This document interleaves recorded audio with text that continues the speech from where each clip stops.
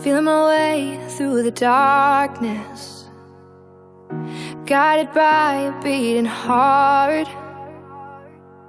I can't tell where the journey will end, but I know where it starts. 28 minutos de las 12 de la noche, seguís en Enredados LR por la pantalla de Canal 13, seguimos recibiendo tus mensajes y vamos a tener mucha música en esta noche y también contactos más que interesantes. Recién hablamos del INADI con la licenciada Alejandra Romero y nos vamos a ir ahora directamente a Buenos Aires, a la capital federal, porque vamos a hablar con una eminencia de la tecnología, de la física, de todo lo que tiene que ver con la tecnología en Argentina. Seguramente habrás escuchado hablar del ARSAT-1, el satélite que ha generado Argentina, que se ha fabricado aquí en Argentina y que está próximo a lanzarse al espacio. Bueno, hay un instituto en Argentina que ya está hace mucho tiempo y ahora vamos a hablar con el gerente general de ese instituto. Estamos hablando del INVAP y estamos hablando de Héctor Otegui, que les voy a dar las muy buenas noches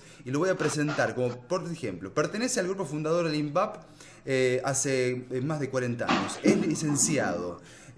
Obtuvo la licenciatura en el Instituto de Física Balseiro de la Universidad Nacional de Cuyo, en San Carlos de Bariloche. Obtuvo posgrados en Estados Unidos.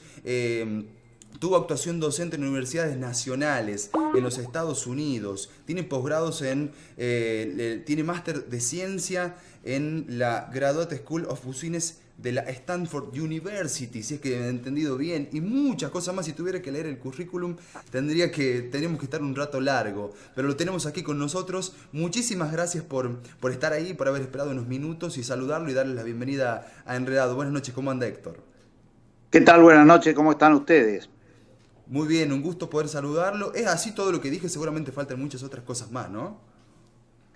Sí, en realidad, si uno va a los orígenes de la empresa, uno se remonta al principio de los 70, dentro del Centro Atómico Bariloche de la Comisión Nacional de Energía Atómica.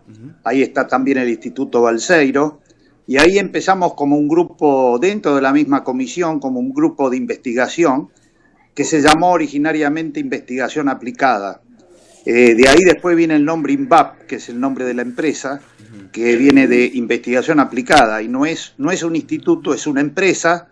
O sea que eso es importante porque vivimos de los proyectos que vendemos. No estamos en ningún presupuesto ni nacional ni provincial.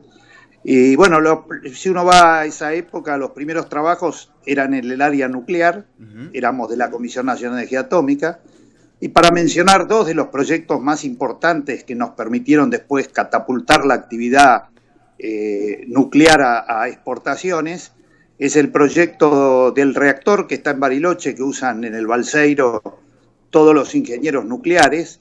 Es un reactor que se puso en funcionamiento en el año 82, o sea que ya cumplió más de 30 años y, como decía, todos los ingenieros nucleares del Balseiro se formaron en ese. En este momento la foto que estamos viendo era un primer reactor que exportamos, que es el de Argelia, ¿no es cierto? Pero es muy similar al que se hizo primero en el Balseiro, y este es el de Argelia. Y simultáneamente con ese reactor se realizó el desarrollo, junto con la Comisión Nacional de Energía Atómica, el desarrollo de la tecnología de enriquecimiento de uranio, que es una tecnología que la poseen pocos países. Como decía antes, bueno, hubo una serie de proyectos de menor significación o proyección internacional, pero estos dos son los que permitieron, a mitad de la década del 80, empezar a competir en el exterior y exportar. Nuestro primer cliente, decía, fue Argelia. Después hicimos una planta de radioisótopos para uso médico en Cuba. Y después vino ya a principios de los 90 un proyecto muy grande en Egipto, un proyecto que en ese momento era alrededor de $100 millones, y era un reactor también de investigación y producción de radioisótopos, y que se ganó en una licitación internacional compitiendo con los mejores países. Ya en principios de los 90 empezamos la actividad satelital, la actividad espacial, con satélites más sencillos, muchísimo más sencillos que el que estamos por poner en órbita ahora a mitad de octubre, satélites de observación de la Tierra, es decir, que comparado con el satélite de comunicaciones vuela mucho más bajo, por decirlo así. Y bueno, esos satélites nos condujeron ya en el año 2000, 2001 a comenzar un proyecto de un satélite bastante más complejo junto con la NASA, con digamos, la Organización Espacial Americana, que es considerada la más completa o con más experiencia en el mundo, y ellos hicieron un instrumento muy, muy complejo para medir la salinidad de los océanos, lo cual tiene que ver con el cambio climático, el calentamiento global, entender mejor eso. Y ese instrumento, que les costó más de $200 millones, lo pusieron en un satélite diseñado y fabricado en la Argentina entre la Comisión Nacional de Actividades Espaciales y nosotros más como constructores y diseñadores. Así que todos esos antecedentes nos permitieron llegar ahora, a mitad de los años 2000, 2005, 2006, cuando se crea ARSAT, la empresa de comunicaciones nacional, que es la usuaria de estos satélites de comunicaciones, y conjuntamente con la ley de creación de ARSAT se prevé que los satélites, para hacer los satélites, no se compren afuera, sino se haga lo más que se pudiera acá en la Argentina, aprovechando la capacidad que hay. Así que esa fue un poco el inicio del ARSAT 1. También estamos avanzando en el ARSAT 2, que se va a lanzar dentro de un año, el año que viene. Así que, digamos, un poco a grandes rasgos, grandes pinceladas, eso es lo que pasó un poquito en el área nuclear al principio, en el área espacial después, la parte internacional del área espacial. Y también en el año 2000 y algo, 2002, 2003, empezamos con la parte de radares, que es otra de las áreas fuertes de la empresa. Hoy ya colocamos 32 radares de control del tráfico aéreo de uso civil o de uso de cargas a lo largo y ancho del país. O sea que hoy podemos decir que más del 90% de las rutas aéreas, de las aerovías nacionales, están siendo controladas por estos satélites que se diseñaron y fabricaron acá en la Argentina.